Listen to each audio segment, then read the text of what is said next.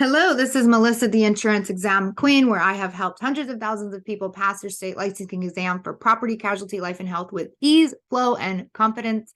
You can find some more support and help in my Facebook group. If you go to my bio on the YouTube channel, there is a little Facebook button that you can hit, and it will take you to my group where you can find support and help. And then you can also go to my website, insurance exam. Oh, let me write it down. insuranceexamqueen.com, not com, sorry, com. That is where you will find my video class series that go more into depth to teaching all of these things so that you can truly understand this material in an easy to understand way so that you can secure and lock in a pass. So loss assessment. This popped up recently and I had many people confused thinking that it was a deductible. It is not a deductible. And so I wanted to go ahead and explain what is loss assessment so that you can be able to answer these questions correctly on the exam and also be well informed when you're talking to future clients. When you're selling a homeowner's policy and they go, "What's this? Why do I have to have it?" Because loss assessment is an automatic additional coverage. You can't remove it. You can't take it off. It's built into the policy. Then, you need to be able to explain that to customers and what it is that they are getting, what level of protection they are receiving when they have loss assessment. So loss assessment is when somebody lives in an HOA or a homeowners association or a condo association.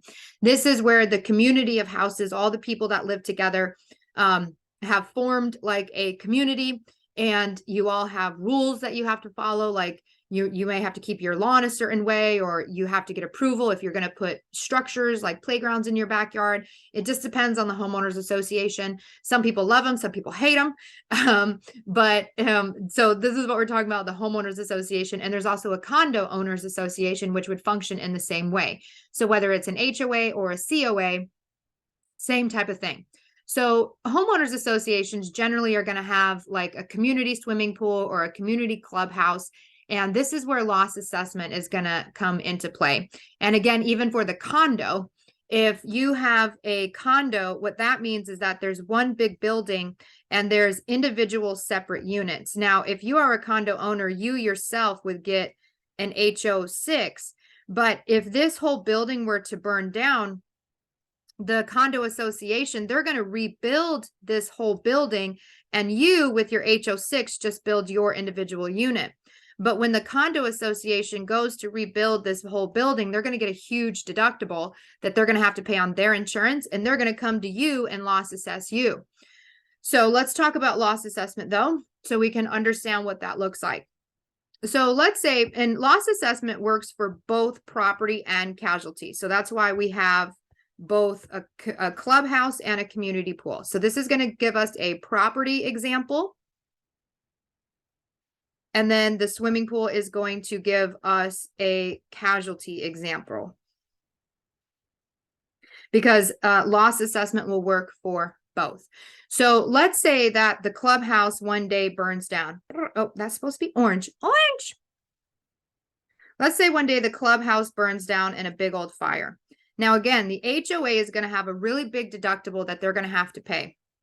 What they are allowed to do as part of the HOA, and this is something that you would have signed for when you enrolled, when you joined the community, you bought that house, you automatically have to join the HOA. You're paying HOA assessment fees. And something that's part of the agreement is, as part of the HOA, if they need money to rebuild the structure or to get the deductible, they can go to the HOA, can go to each individual homeowner and ask for money to help pay that deductible and rebuild that building. And again, loss assessment will work if it's a covered claim. So if fire is pretty much always covered, so if the community house burns down and then they ask for a loss assessment, your insurance would cover that. If the property flooded, which flood is excluded on homeowners policies, and the HOA asked for money for flooding, then your loss assessment would not cover that. Let's look at a casualty example. Let's say somebody in the HOA brings over a friend and they're at the pool and they slip and fall and they cut their head open and they're red, they cut their head open and they're bleeding everywhere. And then they sue the HOA for an unsafe environment, whatever.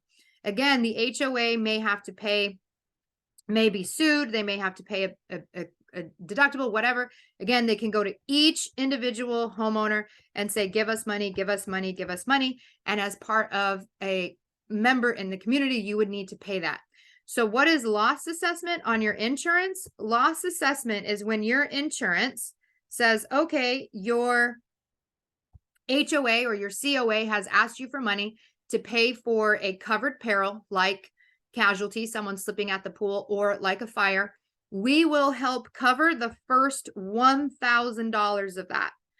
So anytime that your homeowners association or your condo owners association loss assesses you, and it's for something that your insurance would cover, like fire or somebody slipping at the pool, your insurance will pay the first $1,000.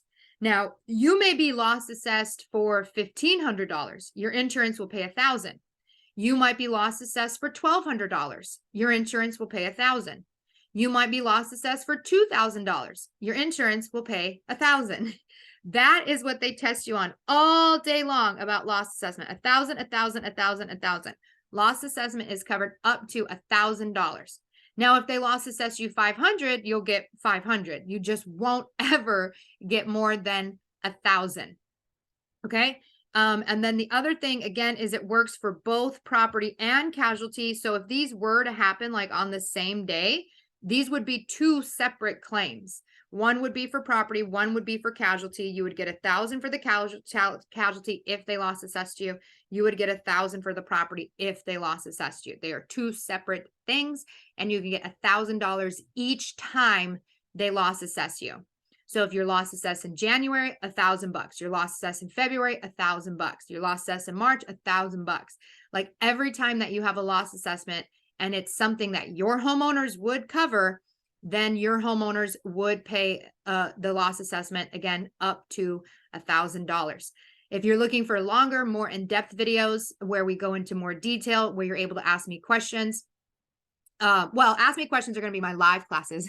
I do run live classes, and I also sell recorded classes where you can come through and watch these longer videos. Again, everything is available on insuranceexamqueen.com, and you can also interact with me on my Facebook group. I have many different options for people ranging in price to help you, be able to lock in the knowledge you need to be able to pass. You can either pay multiple retest fees, or you can pay me for my class series, get the knowledge you need, feel confident, and you're also going to be able to better explain this information to your future customers who are purchasing this, because you have a true understanding, working knowledge of what is happening.